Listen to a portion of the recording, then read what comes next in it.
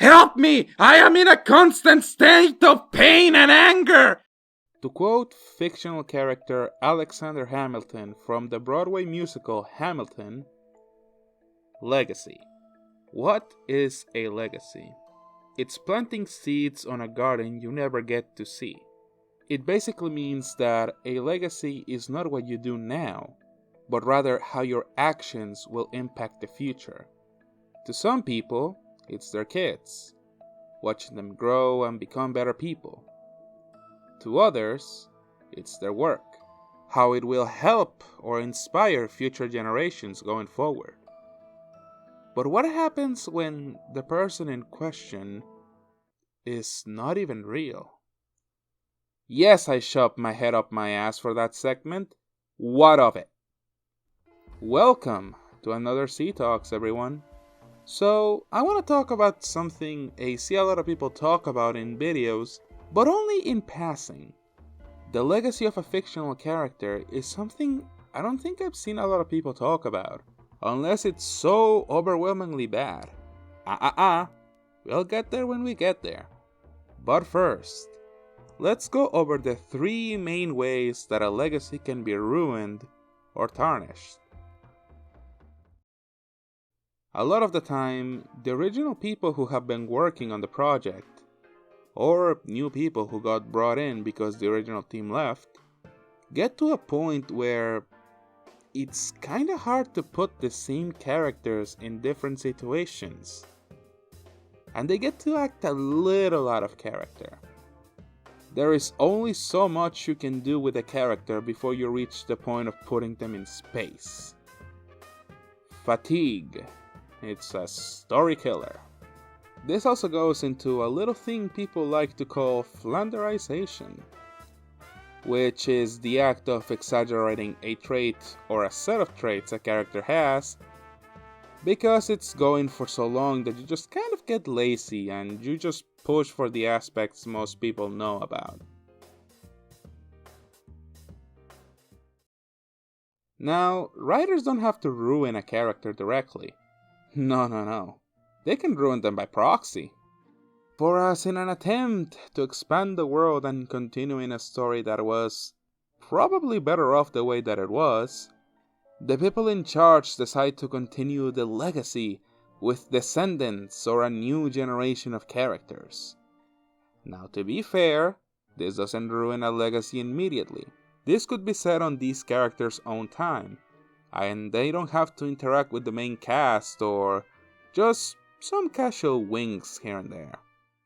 The problem lies when they either try to make us forget what came before, or when they outright spit on the face of it.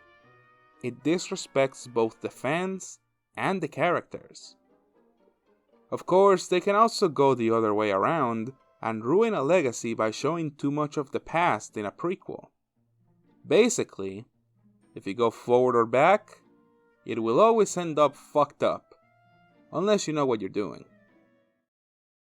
And lastly, we have something that can be very tricky to discuss without people getting mad, and that is alternate versions of a character. Basically, they have the same name, the same origin, but they can differ immensely when it comes to their characterization. Now, on paper, this is fine.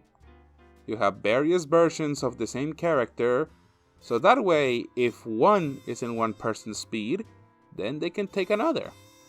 The problem with this is that a lot of the time this creates discourse among fans, going back and forth discussing which version is better and which version is more aligned with the original. If you can't tell, this applies mostly to comic book characters, but can also apply to characters that consistently get readapted. Usually, the best solution for this would probably be having a set of core traits, and if it ticks more than enough boxes, then it should be considered a good version.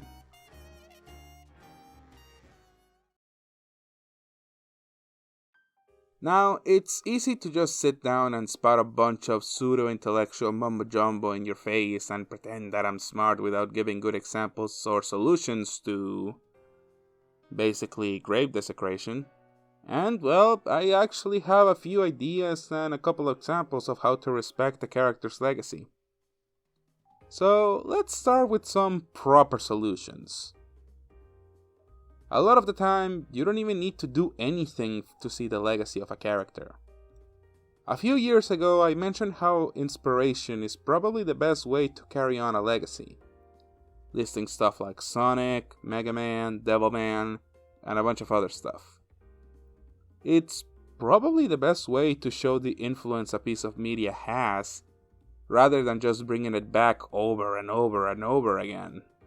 There are a few traps continuations fall under that make them the equivalent of a kid saying, "Okay, boomer." So here are a few tips on how to not do that. You can pause so you can read them.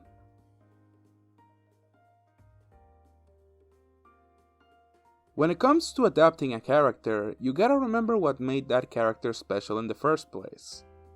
So my advice is keeping a list of character traits and quotes you associate with them, so you can put them side by side and compare them to see if it holds up as a good adaptation. Of course, there is such a thing as alternate versions, but at that point just make them a different person.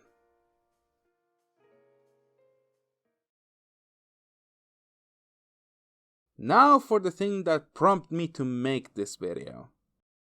See, I can come up with a ton of examples and ideas, but I think it'd be best to just show you two examples of legacies. One where the legacy is respected and remains intact, and one where it's tarnished and ruined. So let's begin with our bad example.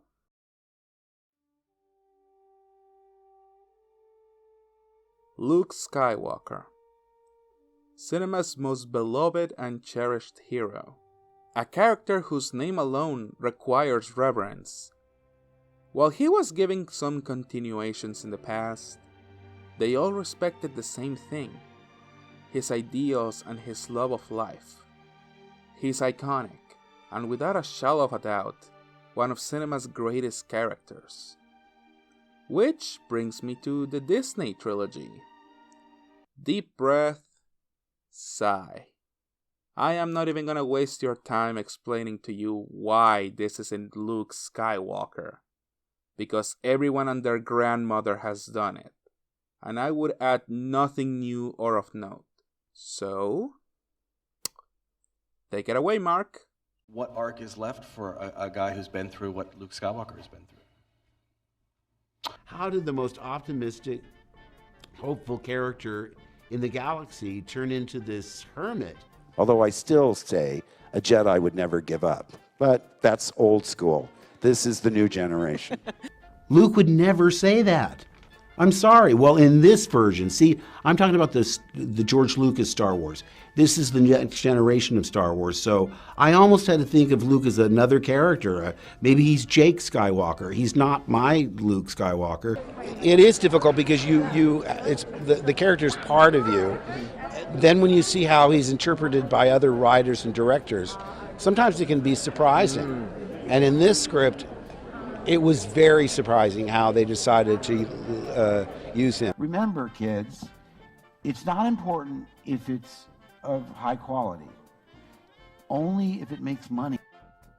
Needless to say, you need more than just a name to be a character. You need to embody them. Show that you know what you're doing. Which brings me to the good example.